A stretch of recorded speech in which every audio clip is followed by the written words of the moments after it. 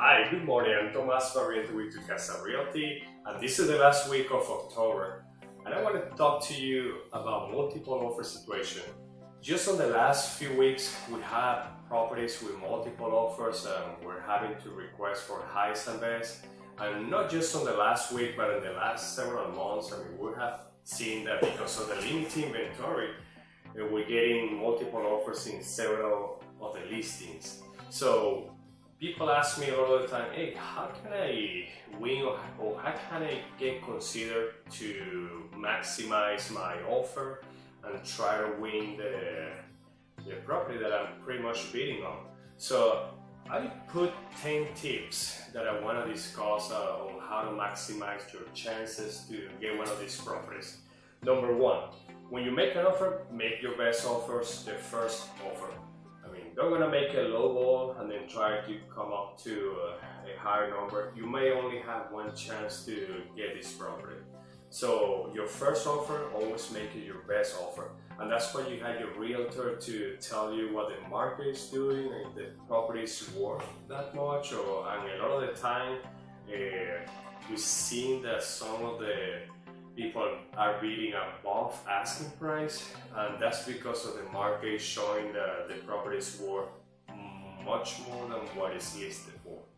Number two, remove or eliminate as many contingencies as possible. Our state contract has a lot of contingencies. For example, the inspections, it has contingencies of financing, and we also get contingencies that you have to sell your current home before you can purchase your new home. So if you know you're gonna be adding a lot of contingency, the chances that you're gonna get the new property, you're gonna have a lot of competition when you have a multiple offer situation. So try to eliminate as many contingencies as possible. Increase your earnest money. You don't know how many times I get earnest money, like $250 earnest money when you have a multiple offer situation. That's showing the seller that you may not be as interested as someone that is putting $2,000 or $3,000 earnest money. And that's if you have the cash, to do the earnest money that way. So try to increase your earnest money. So that's going to show the seller that you're very interested in purchasing the property. Also, reduce or eliminate inspections. If you know the property has some issues or repairs and you know what repairs you need to do, maybe you can reduce those inspections maybe from 10 days to 5 days, maybe up to 3 days. Maybe you have your inspection company already lined up to do the inspection the next day. So maybe reduce those inspection timelines or eliminate it if you know that you can move on and continue with the contract. Number 5. Use the seller's title company. That's gonna show the seller that you want to probably save the seller some money at closing, and also you're trying to show the seller that you're gonna do a smooth transaction. Your transaction most likely is not gonna have much issues. Because you're working seller and buyer with the same title company, so that might also help. Number 6, compliment the seller. If you know the house is beautiful and everything, maybe you can send a note through your realtor and to the listing agent and how you like the property. The special things that you love about the property. So always compliment the seller. Number 7, close as soon as possible. If you know you're not gonna have any issues with financing, or if you're doing a cash transaction, maybe you can ask for the 2 weeks closing date. So that's gonna show your seller that you are ready to close and you're ready to move on. So that's gonna show the seller how interested you are on the property. Number 8, have your proof of funds or pre-approval letter ready. One of the things, and some of the things that we get all the time are proof of funds that are about 60 days old or even 90 days old.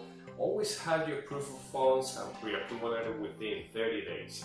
A lot of the corporate sellers, they're going to ask you to have your proof of funds and pre-approval letter within 30 days. So they're going to show that your proof of fund and pre-approval is current, and you have the cash or you have the financing pretty much in line. Number 9, if you know you're getting financing and you know you don't have any issues getting financing, just remove the contingency. I mean, if you know that your financials are good and you know you have a good relationship with your lender and you know you're not going to have any issues, maybe you can remove this contingency. Just tell the seller, hey, I'm getting financing, maybe conventional or FHA, but I know I don't want to have any issues, so let's go ahead and move forward without the contingency. There's some risks when you do that, but if you're certain that you're not going to have any issues, maybe you can remove this contingency. Number 10, don't try to negotiate corporate addendums. When you're buying a foreclosure, you're gonna get corporate addendums, and I get a lot of people asking to remove a contingency from the corporate addendums or try to remove any wording that they didn't like. So that's unfortunately not going to work with the corporate seller, because the corporate seller is going to use those wording, those addendums, and if you try to change it, I mean, they may not be able to work with you on the transaction.